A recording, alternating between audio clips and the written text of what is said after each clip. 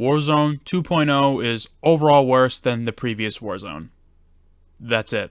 That's the video. Bye. Okay, I'm just kidding. With the release of the new DMZ mode, as interested as I was to try that mode because it was brand new and potentially a different take on the Tarkov-like experience, which it isn't, and we went over this in the previous video, I was still also interested to see what they did to the update 2019's take on a battle royale, Warzone. I remember seeing the COD event take place and watching a little bit of it, and for the most part, from that small snippet of gameplay I saw, it looked to be pretty faithful to the previous version. And while I did enjoy my time with original Warzone, my biggest gripes with that game mode was how stupidly easy it was to get loadouts in the first 5 minutes and already be at endgame gear for that round.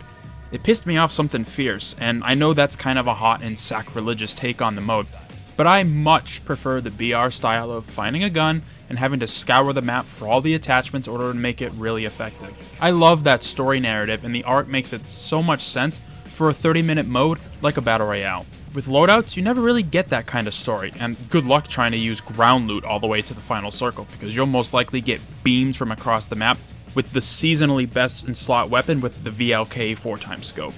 So my major concern for the new Warzone was how they deal with people getting 2 loadouts in 1 round.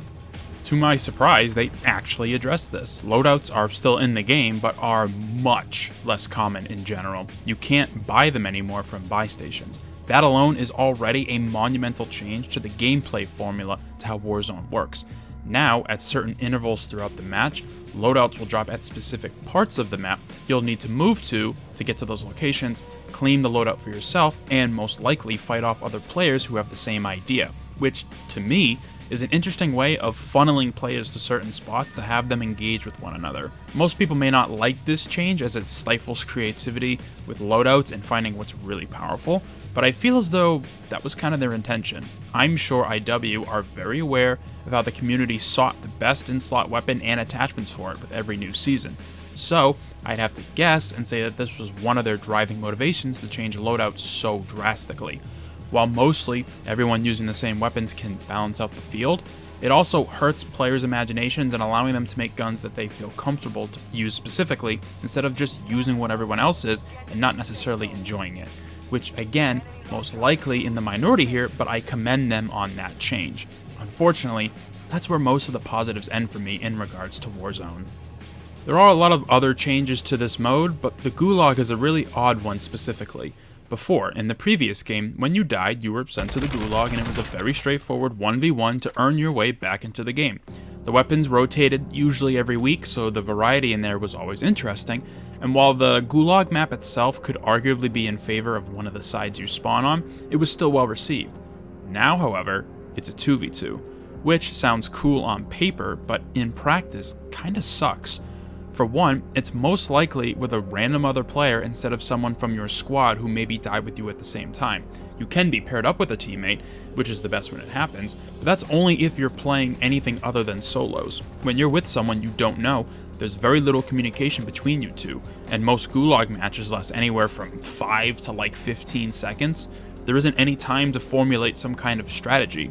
What makes this worse is if you're unfortunate to have someone who isn't at their computer for whatever reason and is AFK in your Gulag spawn. Unless you're really good, it's basically a guaranteed loss, which to me defeats the purpose of the Gulag, to outplay one opponent and be better than them so you can get back in the fight. You earned it. It would be like playing 2v2 chess and you're reasonably good at the game and your teammate has never played chess before and makes enough mistakes that you can't salvage the game back. It's not entirely their fault, but these kinds of comeback moments should be between you and your opponent.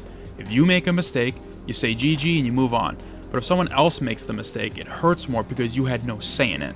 So for me, 2v2 Gulag is just kind of the big question mark as to why they made that change in the first place. Probably my biggest concern for Warzone right now is the size of the map. It's bigger than Verdansk, and a sizable amount bigger. Depending on what mode you enjoy playing, that will ultimately affect your gameplay experience in regards to how many other players you're into. Which, remember, the point of a battle royale is to be the last person or squad standing. You're supposed to go and fight people. Even if it's at the bitter end of a match, you will still most likely end up in at least one engagement before the end. It's not like DMZ, where it makes sense to leave early or even avoid other players if you have something you want to extract with. But with how large the map is, the handful of matches I've played as a 3-man and only running into one other squad is very concerning. If you enjoy solos too, man, good luck, because I've also tried some of those just for comparison's sake, and man, they are not fun. Extremely slow, quiet, boring, and when you die, it's most likely someone in the corner of a building just hanging out, which I mean is fine if I have seen at least 3 other people before that, but I haven't, so I died and now I'm salty. Maybe these concerns were coming a little early, but it just feels like barren, a wasteland, especially considering the color choice of the map too, but I digress. There's 150 people in a single Warzone match, and it certainly doesn't feel like that most of the time.